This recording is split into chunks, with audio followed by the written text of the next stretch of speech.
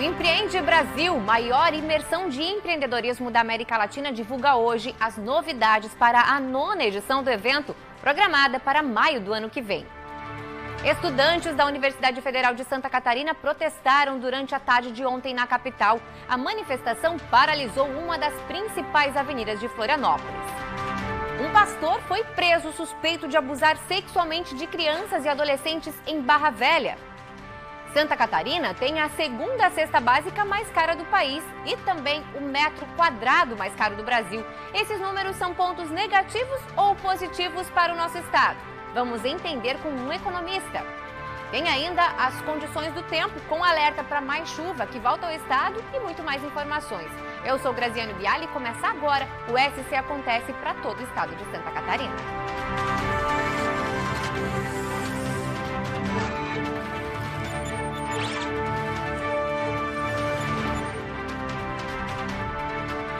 Olá, muito boa tarde para você.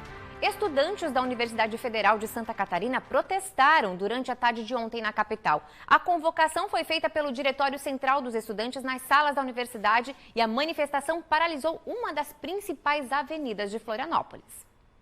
A manifestação dos estudantes da UFSC, que começou no início da tarde no Largo da Alfândega, se estendeu até a noite pelas ruas da capital. O motivo, alegado por eles, foi o corte nos investimentos em educação. A mobilização foi organizada pelo Diretório Central dos Estudantes, o DCE, que incentivou os alunos a faltar a aulas para ir às ruas. Do Largo da Alfândega, os manifestantes seguiram em um trio elétrico pelo centro da cidade, gritando palavras de ordem contra o atual governo.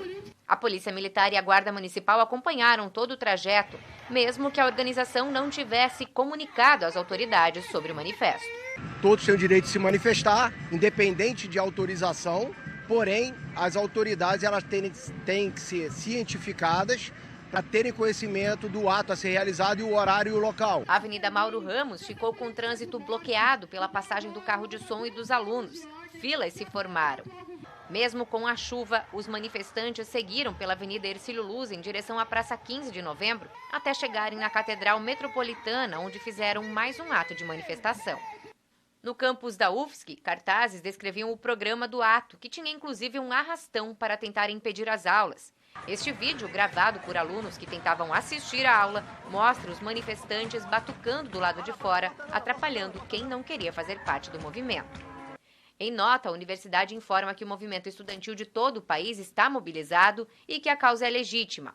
Porém, os estudantes não podem determinar a suspensão das aulas que foram mantidas pela instituição. Essas manifestações, na verdade, estão ocorrendo durante todo o mês de outubro, em várias universidades federais, para as discussões, reivindicações.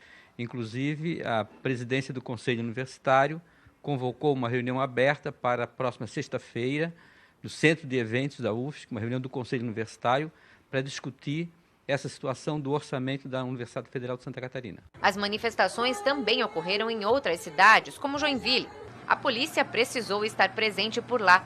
Os estudantes invadiram uma igreja da cidade, mesmo com a resistência dos seguranças do local. A Universidade Federal de Santa Catarina ainda não conseguiu contabilizar os impactos ou se houve prejuízos para as aulas que foram mantidas nos mais de 100 cursos espalhados pelo estado para aqueles alunos que se mantiveram em sala por não participarem do ato. Hoje pela manhã, a situação já parecia estar normalizada no campus da universidade em Florianópolis. Manifestação de estudantes no estado, pesquisa nova de intenção de votos para o governo do estado e presidência da República. Assuntos para Paulo Chagas, colunista político do portal TV BV. Boa tarde, Paulo. Boa tarde, Graziane. Boa tarde. Realmente, a situação em Santa Catarina está esquentando nestas vésperas do primeiro turno. Estou à sua disposição. Muito bem, Paulo. A gente teve aí, essas manifestações, Temos aí uma nova pesquisa. O que você pode trazer para a gente sobre esse cenário político? Olha, primeiramente, falando um pouco dessa manifestação propiciada pelos estudantes da Universidade Federal de Santa Catarina, como eu disse ontem no Banco de Cidade, eu até concordo com a manifestação, ela é legítima dentro da democracia, dentro da ordem, dentro da lei, ela pode acontecer. O que a gente não pode concordar especificamente é talvez o viés político, o viés ideológico, exatamente momento em que as coisas estão bastante esquentadas, bastante perigosas, num período em que nós estamos aí aguardando a chegada do segundo turno no próximo dia 30. E também, a partir do próprio manifesto dos estudantes, de que estão apoiando os candidatos do Partido dos Trabalhadores, Décio Lima, ao governo do Estado de Santa Catarina e também à presidência, o Luiz Inácio Lula da Silva. Então, a partir daí, o objetivo, com certeza, foi o de mexer com a cabeça do eleitor, com a opinião pública dos catarinenses, e o viés político, neste momento, se torna bastante perigoso, Graziane. Bom, então este, por enquanto, é o cenário aqui para o nosso estado. Agora, com relação ao cenário político, as eleições para este segundo turno, a partir das pesquisas, nós estamos vendo exatamente um distanciamento muito grande de parte dos candidatos. Jorginho Melo com uma vantagem expressiva a partir dos números que estão sendo apresentados recentemente. E isso também transforma a política de Santa Catarina de uma forma bastante direta, com um favorecimento bastante amplo ao Partido Liberal, ao Jorginho Melo, e acho que as coisas não devem mudar muito. Eu acompanhei atentamente a entrevista de Décio Lima na última sexta-feira, e ele disse acreditar numa virada, que ele será o vencedor nestas eleições. Mas diante deste quadro que a gente tem acompanhado, até perguntei a ele também sobre o favoritismo e também do conservadorismo no estado de Santa Catarina, ele disse não acreditar nisso tudo e que tem a possibilidade de ser o vencedor. Mas, do que a gente tem acompanhado a partir das manifestações das ruas e também diante dessas pesquisas, Jorginho Melo está numa condição bastante favorável, Graziane. Muito bem, obrigada, Paulo Chagas, nosso colunista, do portal tvbv.com.br. Se vocês quiserem acompanhar mais informações com o Paulo, é só acessar tvbv.com.br. E olha, uma operação que investiga a suspeita de fraudes na reforma da Câmara de Vereadores de Barra do Sul cumpriu 3 mandados de busca e apreensão ontem. O trabalho foi realizado pelo Grupo de Atuação Especial de Combate às Organizações Criminosas, o GAECO. As ações aconteceram em Balneário, Barra do Sul e também em Joinville, no norte do estado. A polícia apura suspeitas de fraude no procedimento licitatório da reforma da sede da Câmara Municipal. No início de junho, já havia sido determinado o afastamento da presidente da Câmara de Vereadores, Suzana dos Santos Dornelles, pelo prazo de 90 dias. A Justiça da Comarca de Curitibanos condenou uma agente penitenciária a 5 anos e 10 meses de prisão e a perda do cargo público que ocupa por desviar mais de R$20 mil de verbas destinadas à saúde dos internos. O caso foi registrado em 2017 na penitenciária de São Cristóvão do Sul, no meio-oeste do estado. O dinheiro seria usado para exames médicos, tratamentos odontológicos e aquisição de óculos. Além das penas, a agente vai ter que devolver os recursos desviados aos cofres públicos. Ela foi condenada pelo crime de peculato e cabe recurso. Um pastor foi preso ontem, suspeito de abusar sexualmente de crianças e adolescentes em Barra Velha, no litoral norte de Santa Catarina. Segundo a polícia, os crimes aconteciam na casa dele e nas casas das vítimas, onde fazia visitas religiosas. O criminoso se aproveitava da confiança dos pais e a relação à sua atividade na igreja e cometia os crimes. Conforme apurado pelos investigadores, o homem ia até as casas com o propósito de prestar apoio religioso para as famílias. O pastor foi encaminhado ao sistema penitenciário, onde permanece à disposição da Justiça. Um intervalo rapidinho por aqui e a gente volta em seguida falando sobre as condições do tempo e muito mais informações para vocês. É rapidinho. Estamos de volta com o SC Acontece para falar do Prêmio Band Cidades Excelentes. A cada 1% de avanço do serviço de internet banda larga, cresce em 0,19% o produto interno bruto. Significa dizer que ter internet é ter desenvolvimento. Florianópolis está no topo do ranking das cidades com mais internet. Na capital catarinense, 75% dos moradores têm acesso às redes. Pensar no desenvolvimento da cidade, na necessidade de melhorar a qualidade de vida, no crescimento econômico dos bairros, envolve muitos pilares da gestão pública. Entre eles, garantir à população acesso a tecnologias e informação. A internet banda larga é uma das estruturas importantes nesse sentido. Em média, os municípios brasileiros fornecem acesso à banda larga para cerca de 19% das residências, de acordo com os dados do Índice de Gestão Municipal calculado pelo Instituto Áquila, o IGMA. Os 5.570 municípios são monitorados hoje do ponto de vista de resultados. Baseado em fontes públicas e indicadores públicos, hoje conseguimos saber qual que é a melhor cidade ou quais são as melhores práticas em cidades até 30 mil habitantes, em cidades até 100 mil habitantes e cidades acima de 100 mil habitantes. Com os dados levantados pelo indicador IGMA, das 100 cidades com a população acima de 100 mil habitantes que possuem as melhores notas no pilar educação, 78% possuem acesso à banda larga fixa acima da média nacional. E Florianópolis vai além, está no topo do ranking, bem acima da média nacional, que é inferior a 20%. Hoje, a capital de Santa Catarina já atende 75% da população com acesso à banda larga. Esse número só não é maior pelas dificuldades de implantar estruturas nas áreas de vulnerabilidade social. A gente estava chegando praticamente no limite, né? Porque especialmente as regiões vulneráveis eram difíceis de ser acessadas e de receberem esse sinal por conta da dificuldade de acesso mesmo. Torres grandes, né? Dificuldade de se encontrar um lugar onde poder instalar uma torre que pudesse levar sinal de internet para essas regiões. Essa barreira deve ser ultrapassada e o atendimento ampliado em breve, já que a cidade foi uma das primeiras a ter a nova tecnologia 5G no país. Cidades como Florianópolis, que compreendem a importância dessa e de outras estruturas, fortalecem a capacidade de atrair investimentos e, com isso, ampliam os ganhos para a economia local, que depois retornam para a população em melhorias. Dados do Instituto de Pesquisa Econômica Aplicada, o IPEA, mostram que a cada 1% de avanço do serviço de internet banda larga traz um crescimento direto de até 0,19% do PIB. Esse número, somado a todos os outros eixos apontados pelo IGMA, fazem de uma cidade excelente.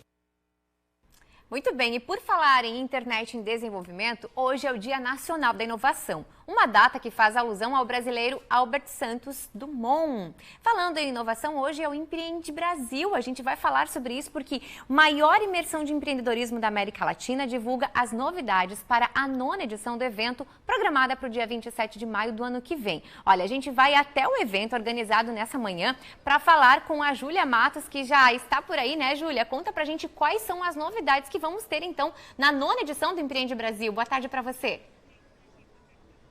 Olá, Grazi, boa tarde. Então, esse evento ele começou lá em 2014. A última edição, que aconteceu em maio do ano passado, teve aí recorde de público, mais de 6 mil visitantes, quase 100 palestrantes convidados. Aconteceu lá na Arena Hard Rock de Florianópolis. E hoje, aqui na capital, eles estão apresentando as novidades que vai ter na próxima edição desse evento. Evento, inclusive, que é considerado o maior da América Latina. Quem está aqui comigo para explicar um pouquinho sobre o assunto é o Lucas Schweitzer. Ele está aqui para falar um pouquinho sobre as inovações que a gente vai ter na próxima edição, certo? Exatamente. Boa tarde a todos. A gente está aqui para apresentar o Empreende Brasil 2023 e o nosso principal foco vai ser focar na melhor experiência do participante, né? Em níveis empresariais. Então hoje a gente criou uma metodologia própria onde a gente vai apresentar aqui para que a gente possa cada vez mais agregar a todo o empreendedor que participa do Empreende Brasil e fazer com que ele saia do evento com um plano de ação pronto, focado no seu negócio e no seu nível empresarial também. Certo. Tem uma galera hoje aqui com vocês. O que vai ser feito com esse pessoal? O que vai acontecer durante essa tarde? Aqui no dia de hoje a gente está lançando então um evento focado em patrocinadores, parceiros, entidades de classe, pessoas que fazem construir o Empreende Brasil. A gente fala que o Empreende Brasil é de todos, né, para a gente realmente construir um país mais empreendedor. E o dia de hoje ele é dedicado para apresentar essa nova metodologia e incluir todos os parceiros nesse nosso novo momento para que a gente possa ir para essa 9ª edição ainda mais forte e fortalecendo muito o empreendedor de todo o Brasil. Puxando um pouquinho sobre isso, sobre o empreendimento, né? Como que reunir essas pessoas, trazer essa unidade, pode colocar esse pessoal para frente? Hoje a gente fala que uma nova ideia, um novo insight, ele pode mudar para sempre a vida da pessoa e de um negócio, né? Então hoje a gente reúne no Empreende Brasil as mentes mais brilhantes do Brasil, né? Então grandes palestrantes, grandes empresários para que a gente possa inspirar as pessoas e fazer com que elas enxerguem e tenham novos conhecimentos. Então é com esse movimento que a gente fala que a gente transforma realmente a vida das pessoas através do empreendedorismo. Perfeito, muito obrigada. Grazi, essas são as informações. Daqui a pouquinho a gente vai voltar para mostrar mais um pouquinho do evento, viu? É verdade. Fica acompanhando tudinho aí, Júlia, que daqui a pouquinho a gente volta a falar então sobre Empreende Brasil. Olha só, a queda de uma barreira interditou a Serra do Rio do Rastro na manhã de hoje. O deslizamento de terra, pedras e vegetação encobriu os 2 sentidos da via na altura do quilômetro 406 da rodovia SC-390.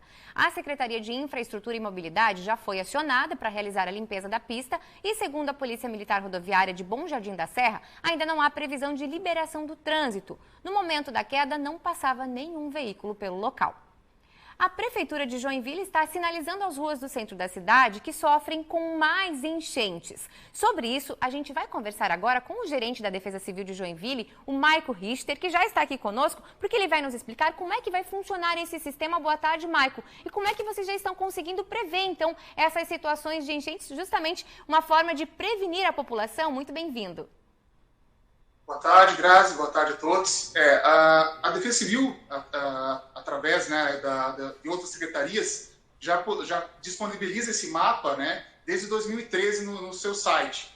Então, o que vão ser de novidades, então, é o quê? Através de uma dissertação de mestrado, realizada pelo aluno Jean e pela orientadora Virgínia, em 2015, ele criou os elementos visuais, né, ou seja, as placas, né, que vão sinalizar, então, essas ruas que servem como rota de fuga em dias de inundação. Muito bem. E essas placas vão ficar espalhadas, então, para facilitar também para que as pessoas, a população, consiga visualizar essas possibilidades. Quando choveu, alagou, tem por onde ir. Exatamente. Então, a ideia não é necessariamente avisar, comunicar os pontos de alagamento que existem, né? E sim sinalizar a rota de fuga para que, em dias em que houver, por exemplo, uma maré alta, coincidindo com uma chuva e as ruas do centro estiverem alagadas, essas placas indicarão, então, uma rota de fuga para esses pontos de alagamento. Isso é muito interessante, porque a gente tem que trabalhar na prevenção, não é mesmo, Maico? Exatamente, deixar a comunidade informada, né? Joinville também recebe muitos turistas que às vezes não conhecem a realidade do município, então essas placas também servirão, né, para que nenhum munícipe ou um turista que esteja visitando a cidade, né, em dias de chuva, coloque o seu carro em risco, a sua vida em risco e comece a utilizar essas rotas de fuga.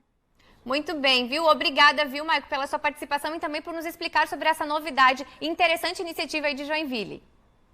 Muito obrigado, uma boa tarde. Boa tarde para todos. Bom, e por falar em cheias, em prevenção, agora é hora das condições do tempo.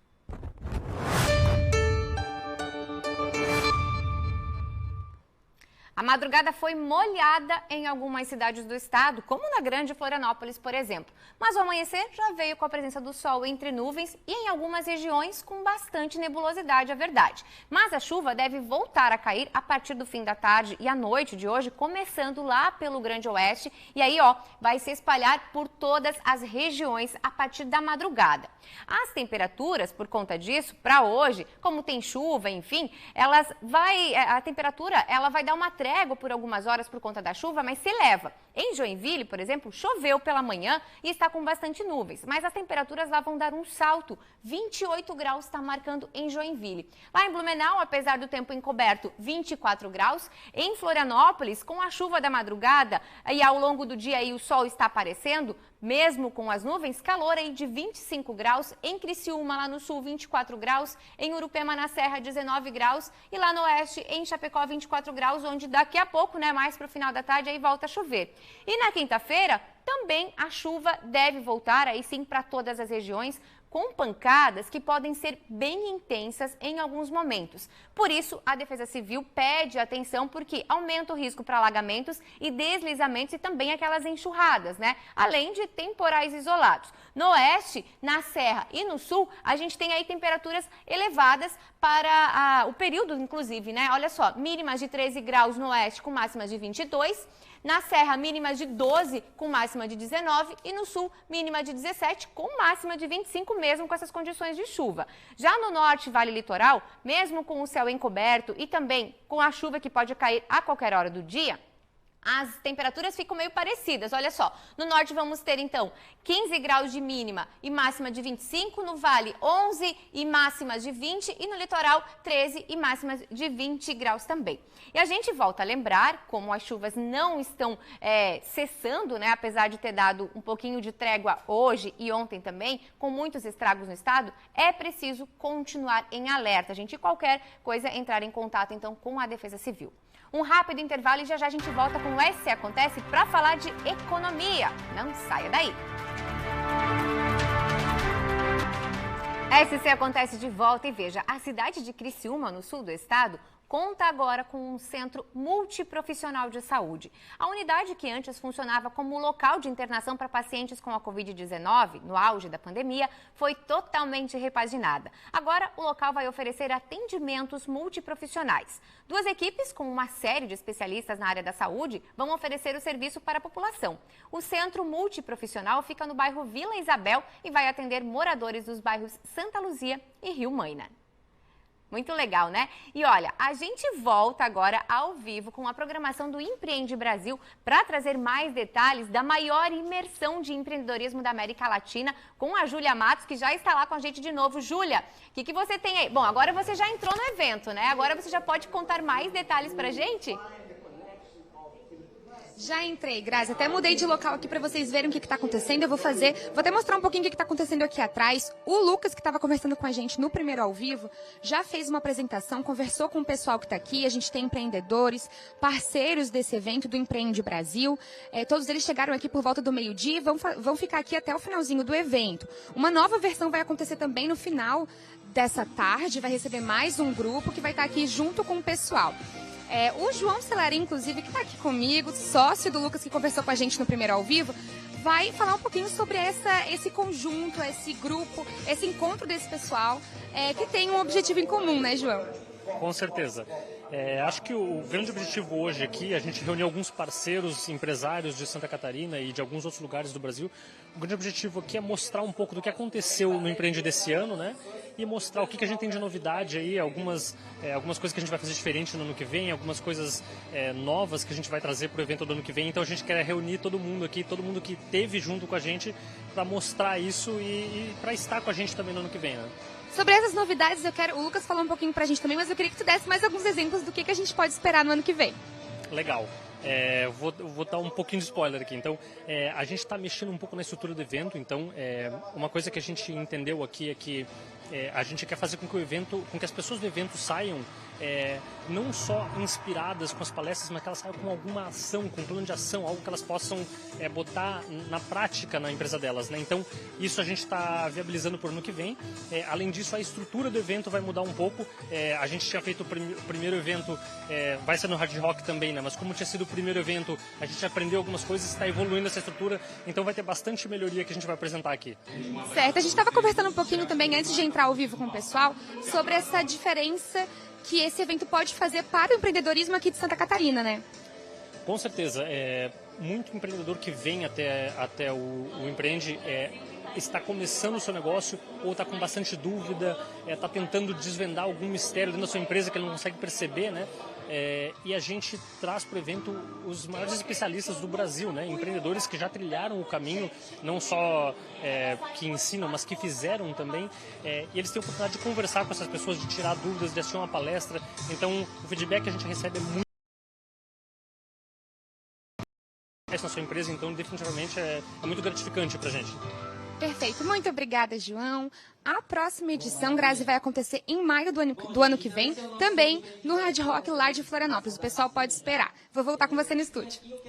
Obrigada, viu, Júlia? Obrigada por nos atualizar sobre esse evento que, com certeza, lá no dia 27 de maio já marca aí na agenda, hein? Tá marcado para acontecer no dia 27 de maio. Então, anota aí para você também poder participar e, com certeza, vai transformar a vida de muitos empreendedores. E vamos dar uma olhadinha agora no nosso portal, olha só, tvbv.com.br. Acesse aí de casa, do seu site, do seu computador, do seu celular. Vamos dar uma olhada, olha só, temos cotidiano, temos polícia, temos a segurança, temos política também, inclusive, é nesse portal que vocês acessam o nosso colunista, né, Paulo Chagas. Vamos dar uma olhadinha qual é a manchete de hoje? Governo federal repassa mais de 2 milhões de reais para idosos de Chapecó. Vamos entender o que se trata essa matéria? Olha só, o governo federal repassou nessa semana mais de R$2 milhões para a Prefeitura de Chapecó, relativo à assistência financeira destinada a auxiliar o custeio da gratuidade das pessoas idosas no transporte coletivo urbano. O benefício foi instituído pela emenda constitucional,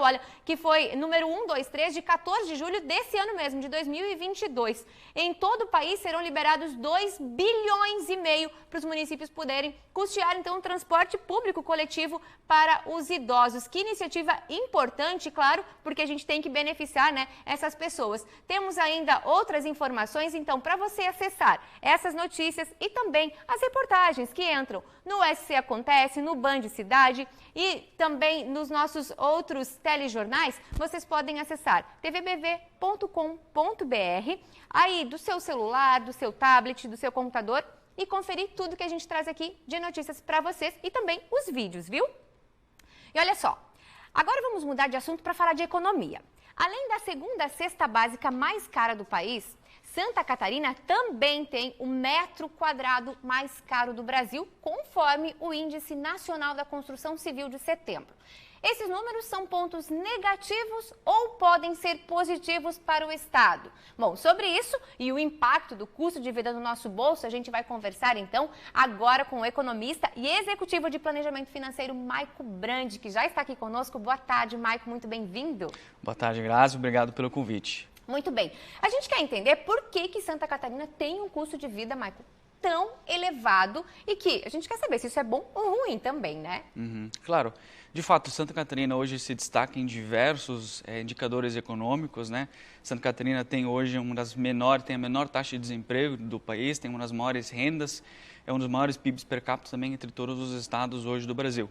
Isso se reflete, claro, num aumento também da busca por uma qualidade de vida maior, né? A gente tem uma renda maior disponível, então a gente busca ter, de fato, serviços que atendam às nossas necessidades e com base nisso, isso se reflete também em aumento do nosso custo de vida que a gente tem aqui no estado. Então, a busca e a oferta também de produtos e serviços de maior qualidade, então, que levam aqui o estado de Santa Catarina tem um dos maiores custos de vida do país hoje. Quando a gente fala em o preço do metro quadrado mais caro, a gente sabe que está em Balneário Camboriú, mas Florianópolis também não fica muito longe e outras cidades na região, né? O que eleva o valor do preço do metro quadrado? De fato, o que a gente vem observando ao longo desses últimos anos, agora principalmente em decorrência da pandemia, a migração de pessoas que trabalhavam presencialmente em grandes centros urbanos e que hoje vêm então trabalhar de forma remota em cidades que têm uma qualidade de vida, uma infraestrutura que consiga aliar então uma boa infraestrutura de transportes, de lazer e de curtição no final de semana, com um trabalho também remoto. Então a gente observa bastante pessoas que saem de grandes centros como Rio de Janeiro, São Paulo e até mesmo, às vezes, vêm de fora do país para trabalhar então em locais como aqui o litoral de Santa Catarina, que oferece toda essa infraestrutura e consegue ainda trabalhar com salários competitivos de grandes centros urbanos. Quando a gente fala em cesta básica, né, aí a gente veio para Florianópolis, que Florianópolis tem aí, já é histórico, na verdade, né, está sempre entre as primeiras cestas básicas mais caras do país. A última pesquisa do Diese divulgou, então, que a capital tem a segunda mais cara do país, que envolve aí uma boa porcentagem do salário mínimo. Aí, quando a gente aborda esse tipo de assunto, como é que a gente enxerga isso economicamente falando? Sim, de fato, hoje Santa Catarina se destaca, né, nesse ponto como uma das maiores cestas básicas do país. O preço dos alimentos, não só em Santa Catarina, mas também em outros estados, vem sendo reajustado nos últimos meses, em decorrência também de grandes fatores externos que vêm afetando não só a economia local, mas a pandemia como um todo trouxe essa nova realidade para a economia global. E Santa Catarina não fica livre disso, né? Florianópolis acaba não sendo imune a todo esse movimento. Bom, mas por outro lado, a gente tem, como você falou também, o estado que mais emprega, né? Os índices de empregabilidade aqui também são um destaque nacionalmente. Perfeito, perfeito. Hoje, a taxa de desemprego do estado está na faixa de 3,9%, bem inferior, inclusive, à média nacional, que hoje é de 9,3%. E, além disso, a gente tem também uma grande formalização do mercado de trabalho, ou seja, a gente tem poucas pessoas que estão hoje trabalhando de forma informal. É o estado que tem a maior taxa de formalização dentro do país. Então, isso traz uma certa segurança para as pessoas, né, em termos de ter uma renda, uma previsibilidade maior de renda para todos os meses para frente. Então, isso é um ponto positivo também a ser destacado aqui no estado. Porque aí eleva as condições de aquisição. Se eu tenho um emprego, fixo, né, um emprego estável, eu tenho uma boa remuneração, eu consigo comprar mais. Perfeito. Perfeito, eu consigo me planejar também, porque eu consigo traçar um planejamento para os próximos 12 meses. Como é que vai estar a minha condição financeira nos próximos 12 meses? Então, consigo ter essa previsibilidade e aí, é claro, fazer compromissos mais de longo prazo. Então, isso de fato é importante. Maicon, a inflação teve uma ligeira queda no último mês, né? E aí, qual é a perspectiva que a gente pode ter, né? Porque a gente depende muito dela, é através dela que muitos preços sobem, descem e oscilam, enfim. Quais são as perspectivas para os próximos meses? O que a gente vem observando em relação à inflação, ao IPCA, que é o índice oficial da inflação brasileira hoje, é de fato uma queda, né? Já são 3 meses consecutivos agora de queda em relação à taxa de inflação, principalmente motivada pelo custo de transportes, influenciada pelos preços dos combustíveis. A gente sabe que o preço do combustível hoje ele reflete em toda uma cadeia, não só para a gente que depende todo dia de locomoção, mas também para os custos dos alimentos que são transportados via modal rodoviário dentro do estado e dentro do país. Então, claro que um impacto, seja para mais ou para menos o preço do combustível, ele vai ter um reflexo sobre toda a cadeia. E o que a gente vem observando, então, nesses últimos 3 meses inicialmente teve uma redução no preço dos combustíveis e agora, mais recentemente, a gente vem também notando uma queda no preço dos alimentos também, que já vem, então, tendo esse reflexo, exatamente, vem sendo repassado essa redução dos preços para os elos seguintes da cadeia. E você tocou num ponto que mexe muito no bolso das pessoas, que é o combustível. Afinal de contas, se você não tem um carro, você ocupa ônibus ou transporte de alguma outra maneira e depende do combustível. Inclusive, nós tivemos essa semana a divulgação aí de uma pesquisa que tinha colocado o preço do combustível lá em Balneário Camboriú como o mais caro do país. Essa pesquisa já foi atualizada, mas de qualquer forma, realmente, nós temos um combustível muito elevado. O que faz o preço do combustível subir tanto para pesar o nosso bolso? Hoje o que acontece é a dinâmica internacional, né? Ela é o principal fator que impulsiona, então, seja o preço para mais ou para menos. São 2 fatores hoje os principais, é o preço internacional do barril de petróleo, então a oscilação do preço acompanha muito esse movimento internacional, e aí fatores externos, como a guerra na Ucrânia, que acaba não tendo um desfecho, a Europa como um todo com bastante incerteza, então acaba influenciando que o preço tem essa instabilidade muito grande de curto prazo, então tem essas oscilações para cima e para baixo. Outro fator importante também é a taxa de câmbio, ou seja, se eu tenho uma taxa de câmbio mais elevada, na hora de comprar, então, esse barril de petróleo lá do mercado externo, ele acaba sendo por um preço mais elevado. E hoje, então, como a gente tem uma política de repasse de preços para o mercado interno, acaba sendo repassado isso para as refinarias e, consequentemente, para o nosso bolso também.